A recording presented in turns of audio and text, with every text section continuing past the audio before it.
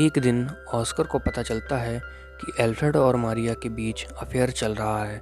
जहां पर मारिया एल्फ्रेड को अपने सच्चे दिल से चाहती थी, लेकिन एल्फ्रेड मारिया को बस इस्तेमाल कर रहा था।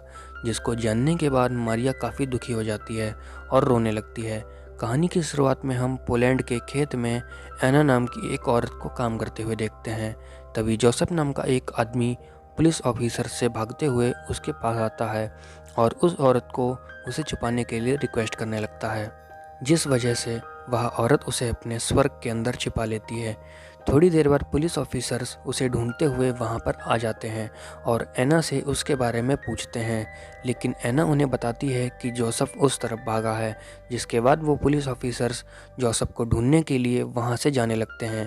पर तभी एना जोर से चीख पड़ती है जैसे कि उसे कुछ चुभा हो, लेकिन वो पुलिस ऑफिसर्स उसकी ये सब करतूत को इग्नोर करके वहाँ से चले जाते हैं।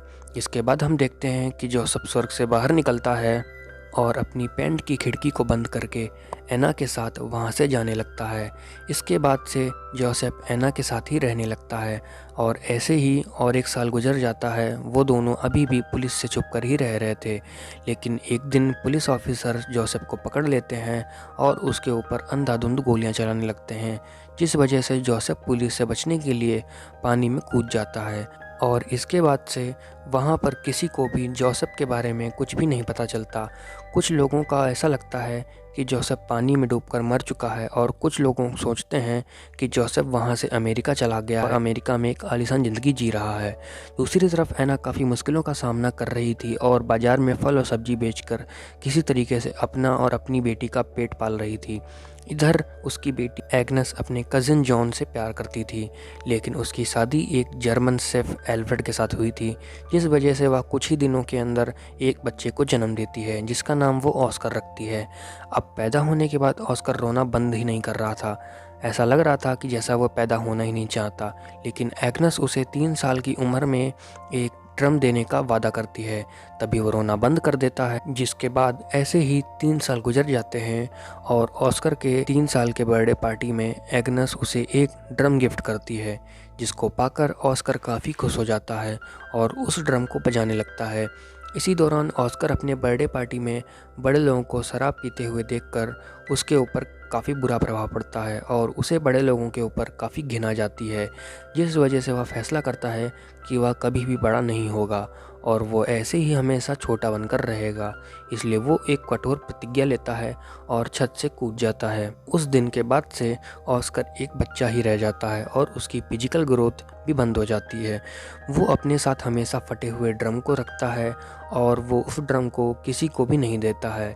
इसी दौरान एक दिन जब उसके पास से उस ड्रम को छीना जा रहा था, तब भी उसे पता चलता है कि उसकी चीखने की ताकत इतनी ज़्यादा है कि इससे वो किसी भी कांच और कान के पर्दे को फाड़ सकता है। जिसके बाद वो अपने इस अनोखे कला को अपने दोस्तों को भी दिखाता है और ऐसी ही फिर से 3 साल और गुजर जाते हैं और ऑस्कर अभी 6 साल का हो चुका था।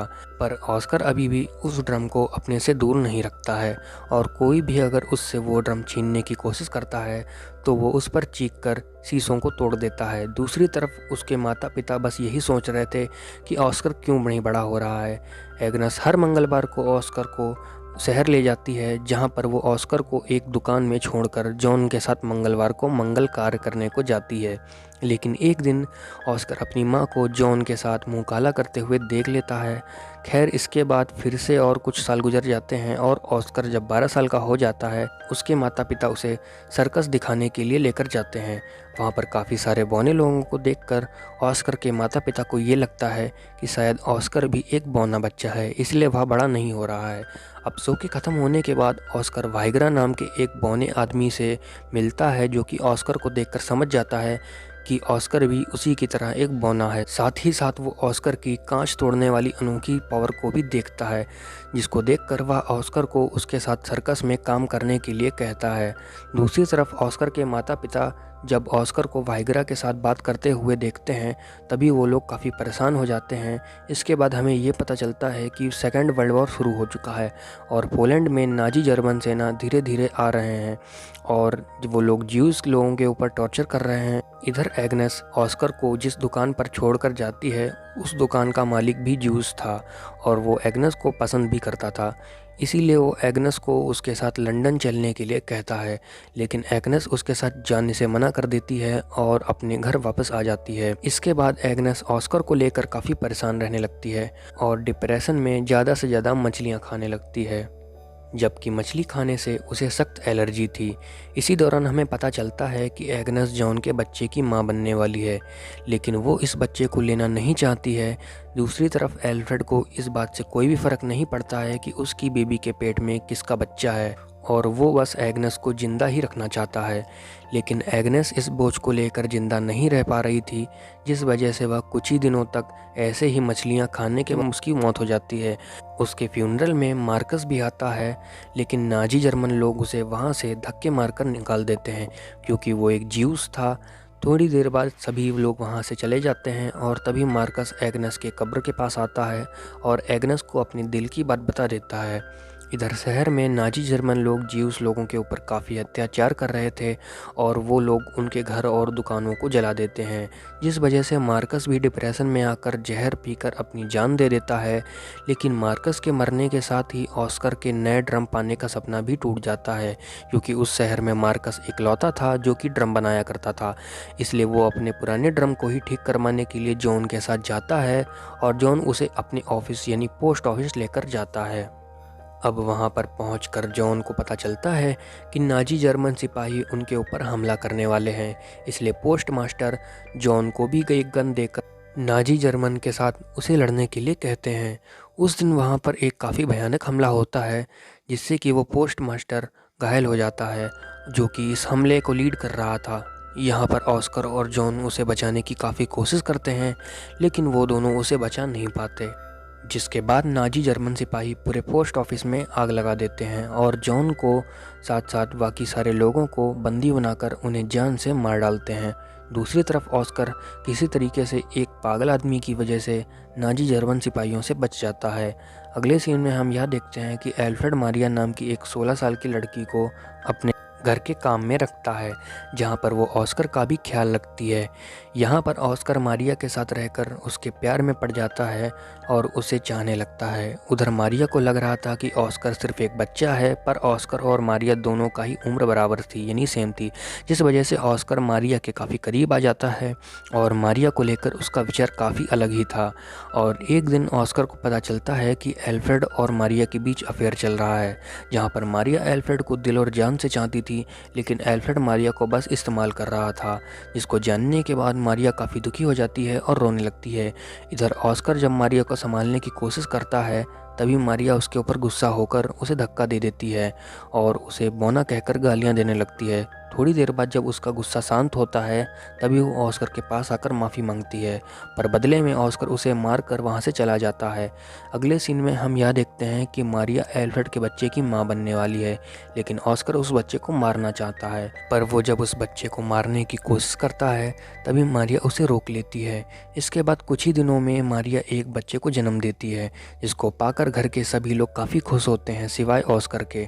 यहाँ पर हमें ये पता चलता है कि ऑस्कर को ऐसा लग रहा था कि वो बच्चा उसी का है, इसीलिए वो उस बच्चे को काफ़ी प्यार और दुलार देता है, जैसे कि वो उसी का पिता है।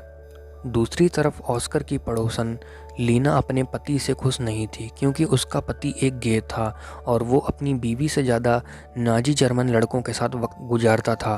पर एक दिन जर्मन लोगों ने उसे नाजी जर्मन लड़कों के साथ गलत काम करते हुए देख लिया और सजा के तौर पर उसे जान से मार दिया गया। इधर ऑस्कर का दोस्त वाइगरा सेकेंड वर्ल्ड वॉर के वक्त नाजी जर्मन सिपाहियों के लिए काम कर रहा था, इसलिए वो ऑस्कर को भी उसके साथ काम करने के लिए पेरिस चलने को कहता है। इसके बाद से ऑस्कर वाइगरा के साथ ही नाजी जर्मन लोगों को एंटरटेन करने का काम करने लगता है और इसी दौरान वो रोजविया नाम की एक लड़की से प्यार भी करने लगता है, जो कि दरअसल उसी की तरह एक छोटा पैकेट और बड़ा धमाका थी। अब ऑस्कर की वहाँ पर काफ़ी अच्छी तरीके से कट रही थी, लेकिन तभी एक दिन अमेरिकन सोल्जर्स उस जगह पर हमला कर देते हैं और इस हमले के चलते रोजविया की राम नाम सत्य हो जाती है और ऑस्कर के पास से उसका इकलौता प्यार भी छिन जाता है। इसके बाद फिर से ऑस्कर अपने घर वापस आ जाता है, जहाँ पर वो मारिया के 3 साल के बेटे को एक ड्रम गिफ्ट करता है, जैसे कि उसे बचपन में उसकी माँ ने दिया था। यहाँ पर मारिया ऑस्कर को पसंद नहीं कर रही थी और ऑस्कर के वापस आने से उसे थोड़ा भी अच्छा नहीं लग रहा था, लेकिन एल्फ्रेड उसके घर आने पर काफ़ी खुश था, क्योंकि बाप तो आखिर बाप ही होता है। दूसरी तरफ शहर में चारों तरफ काफ़ी दंगे फसाद चल रहे थे, क्योंकि इस वक्त सेकेंड वर्ल्ड वॉर काफ़ी ज़ोरों शोरों से चल रहा था और नाजी जर्मन सिपाही आम जूइश लोगों को काफ़ी टॉर्चर करके उन्हें जान से मार रहे थे, जिस वजह से एल्फ्रेड अपनी फैमिली के साथ लीना को लेकर पूरा दिन बेसमेंट में छुपा रहता था और फिर रात में ही खाने की तलाश में ही बाहर आता था। पर एक दिन कुछ नाजी जर्मन सिपाही उन लोगों को ढूंढते हुए बेसमेंट के अंदर आ जाते हैं और लीना के साथ ज़बरदस्ती करने लगते हैं। साथ ही साथ वो एल्फ्रेड को भी उसका परिचय देने के लिए कहते हैं, लेकिन एल्फ्रेड उनसे झूठ कहता है और वो कहता है कि वो नाजी जर्मन है। पर उन लोगों को एल्फ्रेड की बातों पर विश्वास नहीं होता और एल्फ्रेड की हुतिया हरकत करने पे वो लोग एल्फ्रेड को जान से मार डाल। अगली सुबह मारियस नाम के एक जूइश आदमी एल्फ्रेड की दुकान पर आता है, जिसको उस जगह पर एक नया मालिक बना दिया गया था। एल्फ्रेड की दुकान को अपने हाथ में लेने के बाद मारियस ने एल्फ्रेड के फ्यूनरल को संभाला, क्योंकि उसकी बीवी और बच्चे भी एक एक्सीडेंट में ही मर गए थे और वो अपनों को खोने का दर्द अच्छे से जानता था। अब एल्फ्रेड के फ्यूनरल पर ऑस्कर को एहसास होता है कि वो पूरी तरीके से अनाथ है, इसलिए उसे फिर से बड़ा होना होगा, जिस वजह से वह उस ड्रम को उस कब्र में ही फेंक देता है और तभी एक बच्चा उसके सर पर पत्थर मारता है, जिससे वो वहीं पर बेहोश हो जाता है। थोड़ी देर बाद एक आदमी उसके चेक करने के लिए आता है और उसे चेक करने के बाद उसे पता चलता है कि ऑस्कर फिर से बड़ा होने लगा है, जबकि मैगी बनने में भी 2 मिनट का वक्त लगता है, पर उस आदमी को सब कुछ पता था।